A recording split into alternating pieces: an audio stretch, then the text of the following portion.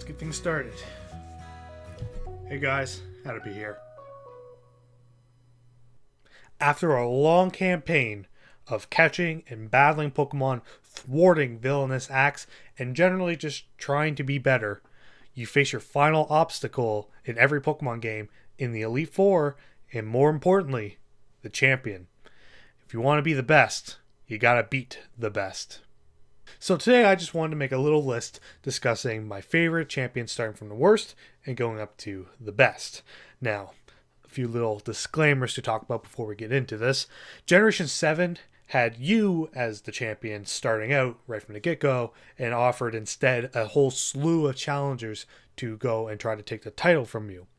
I'm not going to be looking at those people specifically, mostly because I haven't really fought all of them yet. But what I will look at is the initial fight that you have once completing the game as a whole. Secondly is I'm going to be judging them based upon their design, their battle music, their significance towards the story, how tough their fight actually is, and any other sort of personal reflection I might have towards them. Thirdly is that while I am taking a look at these things, it is my own personal list, but I'm always happy to be discussing with you guys as well. So always make sure you leave a comment down below if I missed anything or you disagree or agree, whatever. I always like to discuss them with you guys. And fourthly, kind of leaking into the list, I have not played Emerald yet, and Wallace is the champion of that game. Now, all things considered, to be honest, I wouldn't rank him very high based upon his team alone from what I've been researching, but without actually facing him myself in any sort of capacity other than as a gym leader in Ruby or Sapphire, I can't really put him into my list, so tentatively he will be number 10 as like a disqualified or something like that, but number 10 for sure, and we're going to keep moving right along here.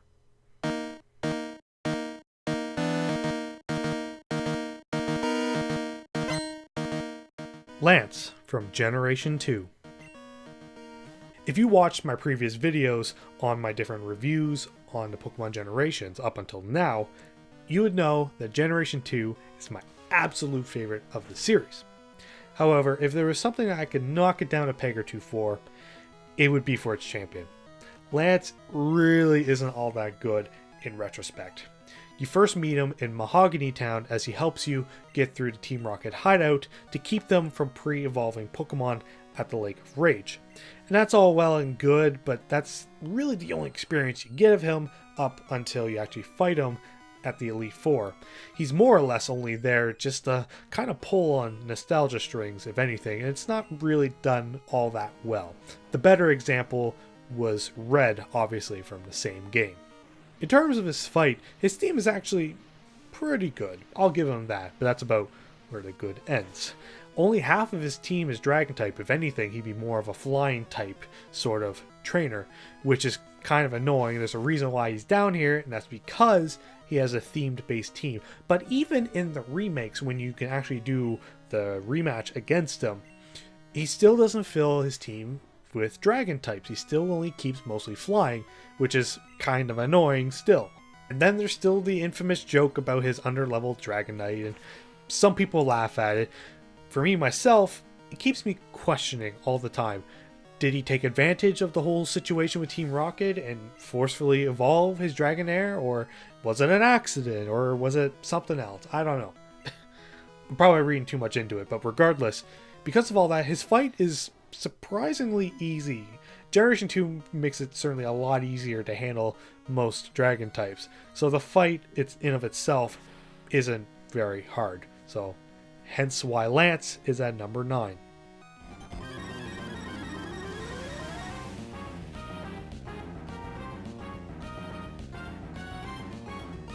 Steven from Generation 3. While Wallace remains low on this list for not actually playing Emerald, Steven is low on this list because he's just not that enjoyable. He appears early on as the pretty boy son of the Devoncore owner, and he tries to play it off all cool like, but I can never get into his style at all. He does try to offer aid at different points throughout the game, but it's not enough, and it's not anything significant. His theme to me is largely forgettable. I can mute the game and it wouldn't make any sort of difference to me. As for the actual fight, like Lance, he has an actual theming to his team centering mostly around Steel type. Also like Lance, he doesn't really stick to it very well, as he has an Armaldo and a Credilli also on his team. Unlike Lance though, his fight is actually a lot more challenging for the most part, probably because it's a little bit later in generations and they introduce the abilities and everything starts to kind of compile in and make it for a little bit more of an enjoyable fight in general, and that's probably why he's over Lance, in that he's actually fun to fight. But that's more or less it, hence why he is at number 8.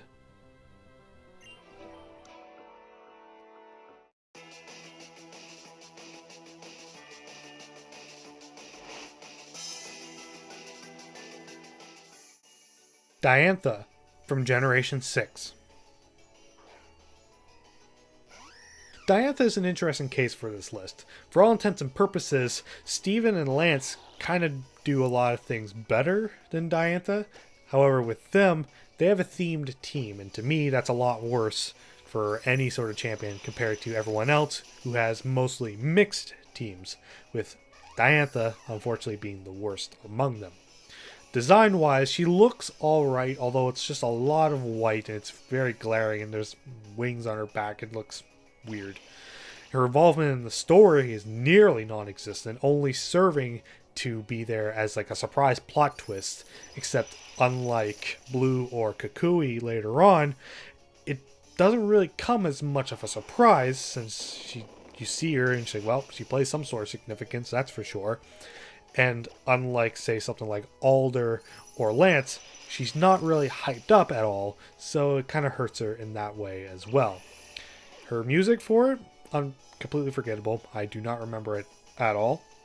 And as for the actual fight itself, while I can't really blame her team itself for being bad, unfortunately Generation 6's experience share is pretty broken and makes it for an extremely easy fight, which completely ruins her last chance ditch effort by Mega Evolving her Gardevoir right at the very end of the fight, since by the time that happens, my Pokemon can usually just one-shot her first right away and really blows the tension right at the end of the game.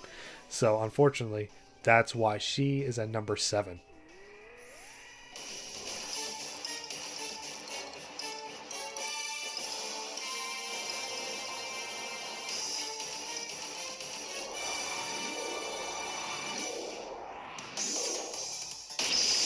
Hal from Generation 7. Ultra Sun and Ultra Moon had some subtle changes with its story, most of which that didn't really strike a chord with me. Amongst all the champions, Hal probably has the biggest involvement, being a rival a lot like Blue, however allying himself with you amongst all the different scenarios that you have throughout the story. Now that would normally be fine, except that the biggest problem I have with Hal is that he's just so annoying. Ugh. I can understand overly jovial characters, but sometimes there's a limit to all that. Even Gladian calls him out on it on numerous occasions. It's okay to be overly jovial, but sometimes you just gotta learn to not be like that in certain situations, and Hal certainly does not know how to simmer down. However, this is more of a discussion about him as a champion of sorts, so let's get into that, I suppose. The champion fight theme isn't anything too special. I don't really remember it all that well, to be honest. And with Hal's fight in general, he picks a starter that is weak to yours, so he tries to fill the rest of his team, trying to cover all of his bases. And since how late into the generation it's now been throughout all the Pokemon games, the AI is pretty smart, so you have to come prepared. It's a decent fight. It's not anything overly difficult, though. It's only Hal. One thing that's really cool, though, is just the aesthetic for the fight itself. You just arrived, brand new champion into Alola on the very top of Mount Lanakila, and now you have the champion coming up in this big open dome area. It looks really cool. That's probably the most I will give it the most credit for. I just wish that it wasn't Hal that it was coming to challenge you, which is why he is at number 6.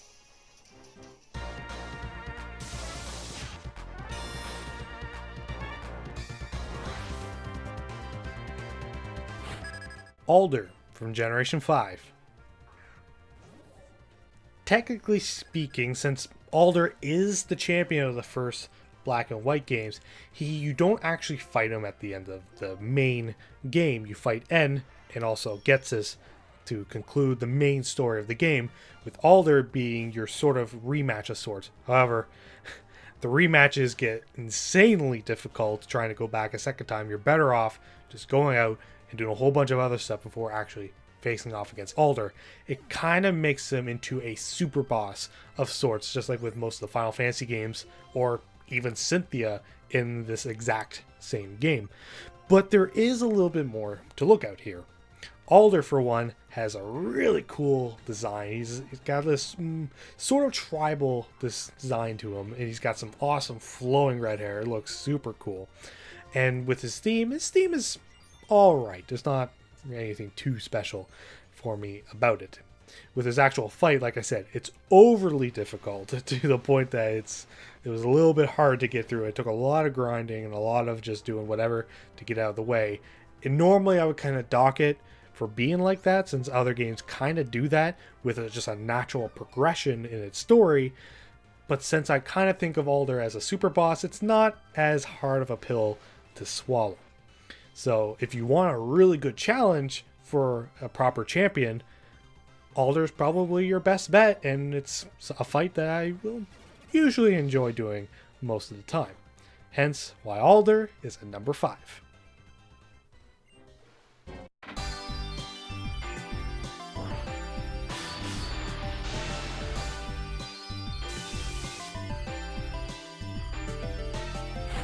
Iris from Generation 5. Iris from Black 2 and White 2 has a lot of spectacle to her fight, sometimes not enough substance though, but I'll explain. With her design, she has this big floofy dress. It almost doesn't really suit her for the most part, but it's kind of charming in its own way. With the actual fight itself, with the arena, look at that backdrop. It's nutty. It just looks super weird, but whatever. And her music for the fight is actually really good. For the actual fight itself, it's about on par with about everyone else. It's not as overly difficult as Alder, but since she's not a super boss, it's fine. As for a basic champion fight, you're usually prepared. If you come with everything you need, you're usually pretty good. Story-wise, Iris has not as much involvement in this game as kind of say with the first one, although if you combine the two together, she has decent involvement with the story. She kind of comes and helps out in a few different situations, and she plays the gym leader in the first one.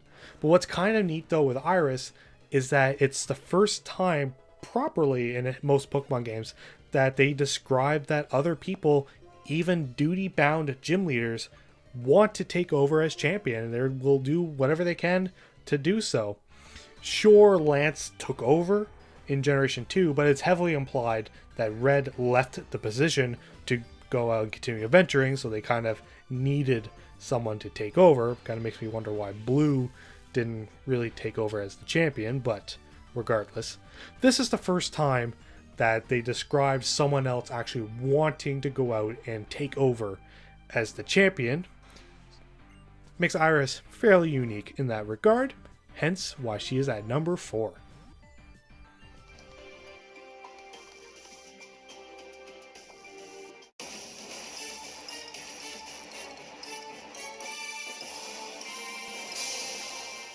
Kukui from Generation 7. Don't even get me started on this guy, okay? A lot like Hal, he wasn't really the Pokemon champion in this game. If anything, he wasn't even trying to become champion when challenging you. He just wanted you to have a more authentic experience when going through the Pokemon League. But, oh boy, with this fight.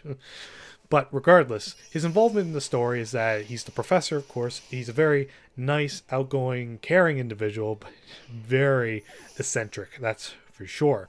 And of all the professors in the entire series, he's one of the few that actually actively do stuff outside of his lab in order to help the player character. The only other few were maybe Rowan, Juniper, and kind of Oak to an extent. But when he goes to challenge you to a fight, ooh boy, the kitty gloves come off. Seeing as I was going to the fight blind my first time around, of course, I didn't realize that he was going to send out an extremely fast Lycanroc, who then proceeded to use some Stealth Rocks. Yes, I said some, as in more than one. And my entire team did not like that very much, and it made for an extremely difficult fight. The boy was using pro strats, like what the real people do.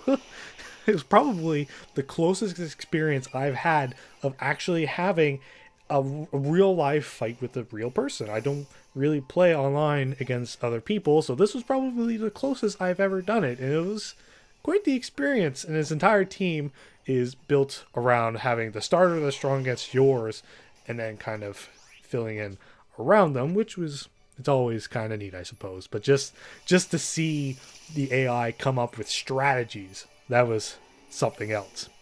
Aesthetic wise, the theming is the same, just like House, and the music is pretty much the same, so it was somewhat forgettable, but the fight was fun, and that's really all I needed for this one, so that's why Kukui is at number 3.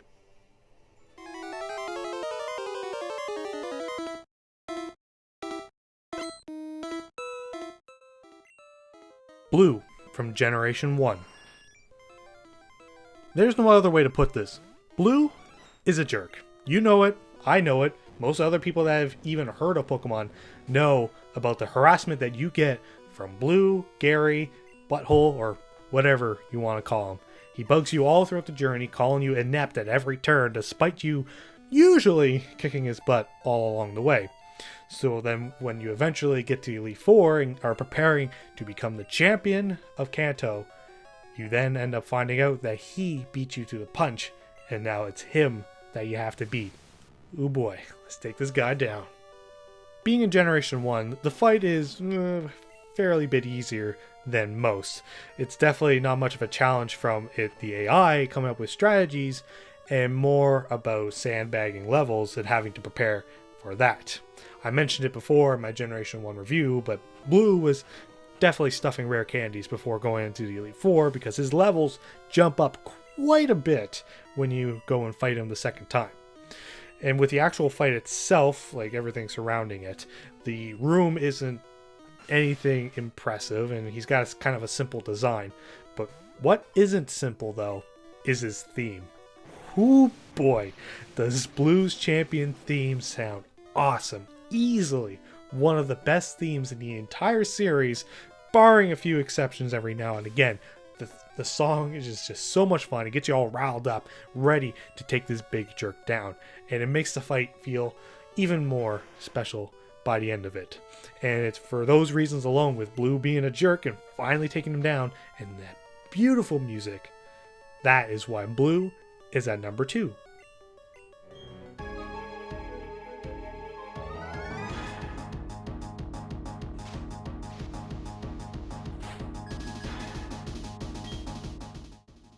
Cynthia from Generation 4. Blue isn't the only well-known champion in the entire series. I know I'm probably beating a dead Rapidash by this point, but Cynthia is just awesome. Purely just like that. I can leave now. Goodbye. See you later. But seriously though, our Generation 4 champion comes to us sporting a fairly simple design. It's not everything flamboyant, but it does look nice. Sporting a little bit close to the gothic side of things, but it does look very sleek and very stylish, and I kind of like it a lot. With how she involves herself with the story, she helps out quite a few times on your adventure through Generation 4, and then even in Generation 5, she ends up showing up as a super boss of sorts, and just her being on vacation, you get to fight her there as well, and it's kind of funny seeing her like that. She also shows up as well in different parts, kind of as a legacy character, and mostly specifically in Generation 7. With her actual fight itself, though, the room that you fight her in, I know I shouldn't really be talking about the rooms like this too often, but this is probably when the games start making the rooms look neat and expressive and stylish, especially with most of the Elite Four coming up to this point. And her music, I said Blue's battle theme was one of the best. Well, Cynthia's is also way up there in creativity. It's so much fun to listen to. There's so many variations to the song all throughout the single portion of it. You get from a light piano, then you get like this bombastic style of music. It is a lot of fun. With her actual fight itself, she is definitely one of the harder ones just to go through naturally. She has kind of a mixture of Blue with how he sandbags his team and just instantly hikes up there with the levels, and more of a mix of, say, something like Kukui even. Not as tactical like Kukui, but she's definitely got some strategy among her. You try fighting her Milotic with a grass type Pokemon and you are going to fall very fast to a very quick Ice Beam. Trying to fight her Garchomp is an issue because it's just overall a really tough and strong Pokemon. She's trained though very well. They're all extremely tough Pokemon. You need to have your A game on this one, but she's not impossible, and I think that's where I like it the most. If I lose, I don't feel like I lost because she's so hard that I couldn't do anything. It's because of either I wasn't prepared fully, or it was just such an epic fight, and things can happen. Criticals can happen. Anything can happen with this situation, and it just makes her so much fun. That's why it makes it so disappointing that they kind of nerfed her in the gameplay part of things when it came to Platinum. They sort of gave her more involvement with the story, and that's fine, but I haven't really played it, so I can't talk too much about it. But regardless, Cynthia is just so awesome to encounter, and they even love her in the anime. She shows up all the time, and everyone else in the world loves her too, and I'm, like I said, I'm kind of just saying the obvious here by this point, but it's true. Cynthia is at least my #1 Pokemon champion in the entire series.